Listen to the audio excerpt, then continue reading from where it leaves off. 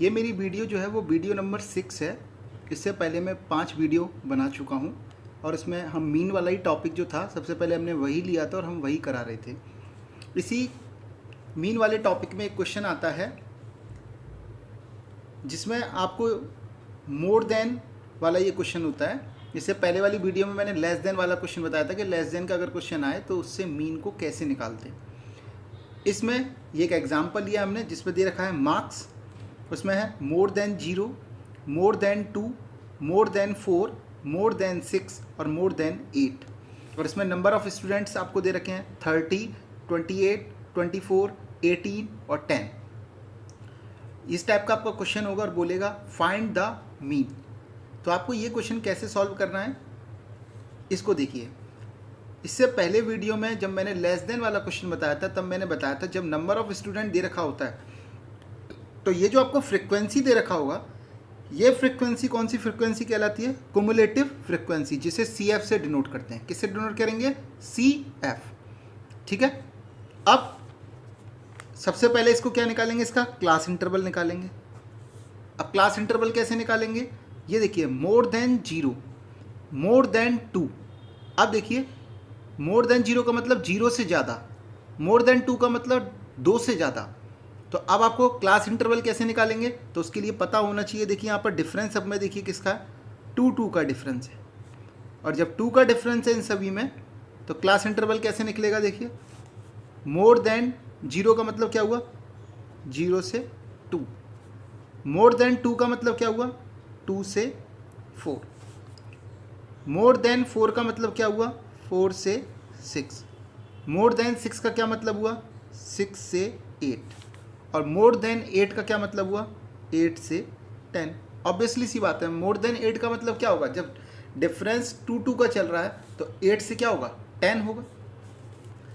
अब यहाँ पर आपको इसकी क्या निकालनी पड़ेगी? फ्रिक्वेंसी निकालनी पड़ेगी। अब आपको ये CF दे रखा है, CF से आपको क्या निकालना है? फ्रिक्वेंसी। कैसे निकालेंगे देखिए। अब देखिए ये दे रखा है मोर देन 0। इसका मतलब क्या हुआ? मोर देन 0 का मतलब हुआ, मोर देन 0 का मतलब हुआ 0 से 10। 0 से 10 की वैल्यू दे रखी है 30 और आपको निकालना क्या है? 0 से 2। मोर देन 2 का मतलब क्या हुआ? 2 से 10। और 2 से 10 का मतलब हुआ 28। तो ऑब्वियसली सी बात है, जब 0 से 10 आपको दे रखा है 30 और 2 से 10 अगर आपको 28 दे रखा है तो 0 से 2 कितना हो जाएगा? 30 में से 28 को लेस कर सकते हैं। तो देखिए 30 में से अगर 28 को लेस करेंगे तो कितना फ्रिक्वेंसी निकल के आएगा? 2। मोर देन 4 का मतलब होता है 4 से 10। अब देखिए 2 से 10 की वैल्यू दे रखी है 28 और 4 से 10 की वैल्यू कितनी दे रखी है आपको? 24। तो 2 से 4 कितना होगा? 2 से 4 कितना होगा? 28 में से क्या करो? 24 को लेस कर लो। तो 28 में से 24 जाएगा तो कितना बचेगा?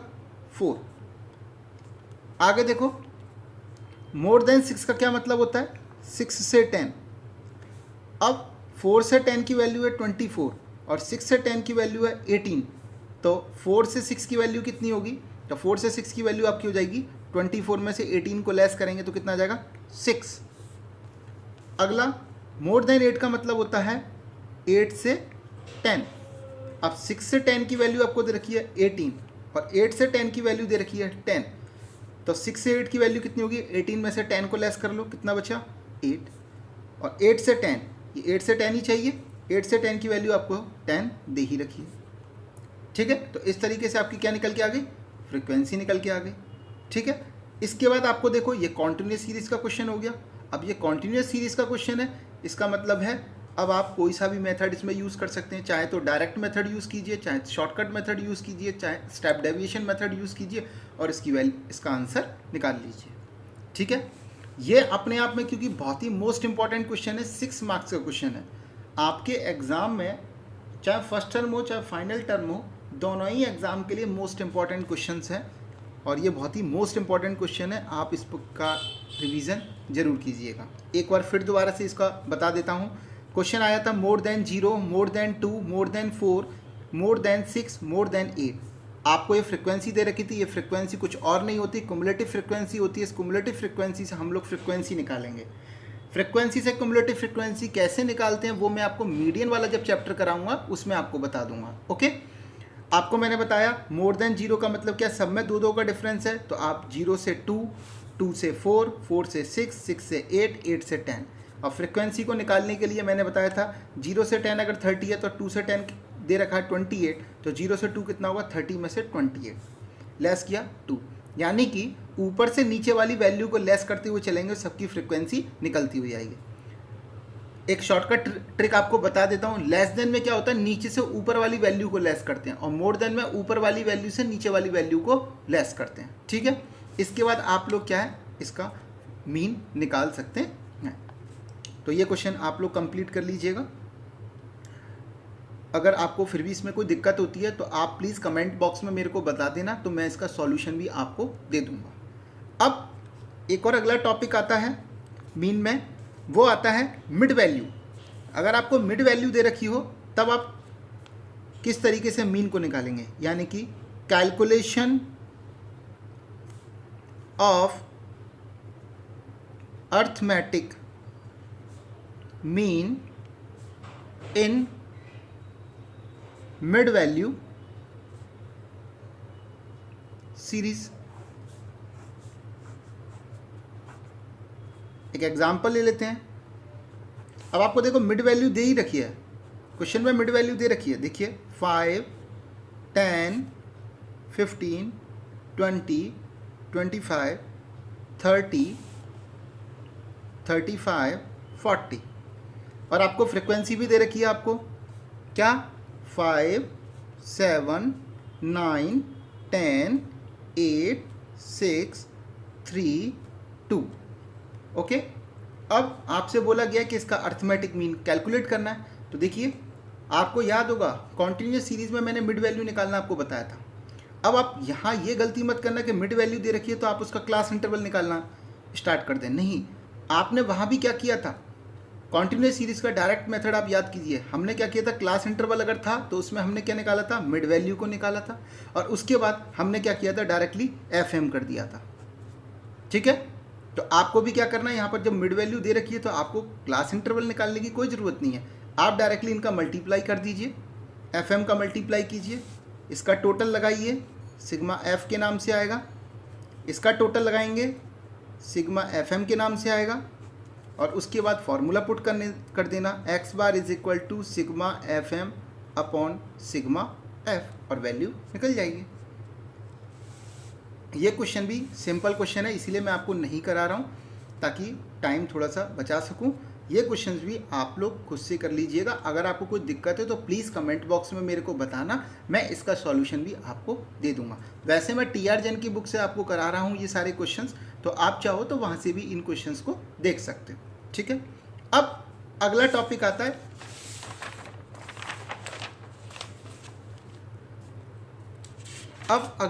आता है calculation of corrected arithmetic mean. Calculation of corrected arithmetic mean, ये भी अपने आप में मोस्ट इंपॉर्टेंट क्वेश्चन है। एक बहुत ही इंपॉर्टेंट बात मैं आपको बताने जा रहा हूँ।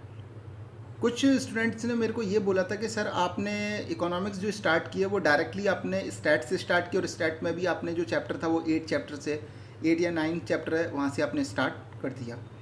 तो उन सभी स्टूडेंट को मैं यही बोलना चाहूँगा, देखिए मैं जिस तरीके से आपको पढ़ा रहा हूँ आप वैसे वैसे पढ़ते जाइए। आपका स्टैट वाली बुक भी पूरी ख़त्म करूँगा विथ थ्योरी के साथ में, और आपको माइक्रो इकोनॉमिक्स भी विथ थ्योरी के साथ में आपको अच्छे से ख़त्म करूँगा। पूरी की पूरी बुक, आपका जो पूरा का पूरा सिलेबस है वो मैं जिस तरीके से जिस वीडियो से पढ़ा रहा हूँ प्लीज़ उसे सीरीज से पढ़ते चले जाइए, क्योंकि 11th में जब आप आए हो तो वो क्या होता है, इकोनॉमिक्स आपके लिए एक न्यूली सब्जेक्ट होता है। और जब इकोनॉमिक्स जो होता है पढ़ते हो आप 9th में भी पढ़ते हो उस चीज़ को, 10th में भी पढ़ते हो, लेकिन जब आप 11th में आते हो तो इकोनॉमिक्स एकदम उलट जाती है, मतलब एकदम ही डिफरेंट हो जाती है। और जब डिफरेंट हो जाती है तो उसको क्या बच्चे आराम से नहीं सीख पाते हैं। कोई भी स्टूडेंट उसको आसानी से जो है वो अच्छे से कैच नहीं कर पाता है और उसको अच्छे से उस सब्जेक्ट पर पकड़ नहीं बना पाता है। तो मेरा बस आप लोगों से यही रिक्वेस्ट है कि प्लीज़ मेरी जो वीडियो है वो जिस सीरीज़ में मैं आपको पढ़ाता हुआ चल रहा हूँ आप उसी सीरीज़ में पढ़ते हुए जाइए। प्लीज़ मेरे पर ट्रस्ट कीजिए।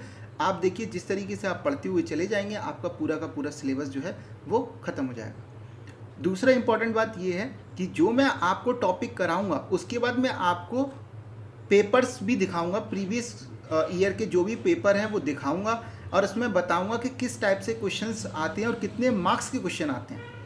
क्योंकि हमेशा स्टूडेंट ये पूछते हैं कि सर इसमें तो इतने सारे क्वेश्चन है, कौन सा क्वेश्चन इंपॉर्टेंट है। तो वैसे मैं जब क्वेश्चंस करा रहा हूँ तब भी मैं आपको बताऊंगा और साथ ही साथ में मैं आपको क्या, जब एक बार टॉपिक खत्म हो जाएगा तो प्रीवियस ईयर के क्वेश्चन बताऊंगा कि कौन सा क्वेश्चन कितने मार्क्स का आता है। इससे भी क्या होगा कि इससे आपको एक कॉन्फिडेंस मिलेगा और आपको पता रहेगा कि चीज़ें कि क्वेश्चन जो होते हैं वो कहाँ से आते हैं और कहाँ से नहीं आते। ठीक है, तो आप करते हैं calculation of corrected arithmetic mean. ये क्वेश्चन जो है मोस्ट इंपॉर्टेंट क्वेश्चन है, फर्स्ट टर्म में इसके पूछे जाने के बहुत सारे चांसेस होते हैं और ये 3 या 4 मार्क्स के लिए क्वेश्चन जो है वो पूछा जाता है। अब इस क्वेश्चन को करते कैसे हैं, इस क्वेश्चन को करने का एक बड़ा सिंपल सा तरीका है। उस क्वेश्चन को आप करेंगे तो बिल्कुल ही देखिए इसमें जो अर्थमेटिक मीन पता करते हैं वो कैसे पता करते हैं। तो इसमें पता करते हैं एक्स बार, इसका फॉर्मूला क्या होता है, X bar is equal to sigma X plus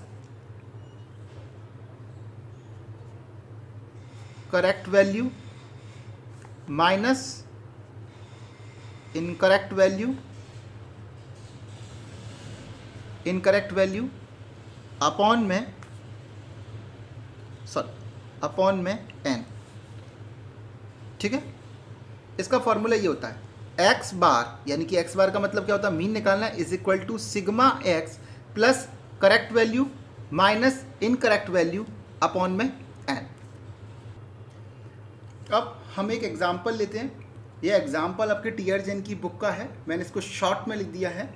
देखिए एग्जाम्पल में क्या था, टोटल स्टूडेंट कितने दे रखे थे, 100। जो 100 स्टूडेंट्स हैं उनको जो एवरेज मार्क्स मिले थे वो मिले थे, एवरेज नंबर मिले थे कितने थे, या एवरेज मार्क्स बोल सकते हैं 40।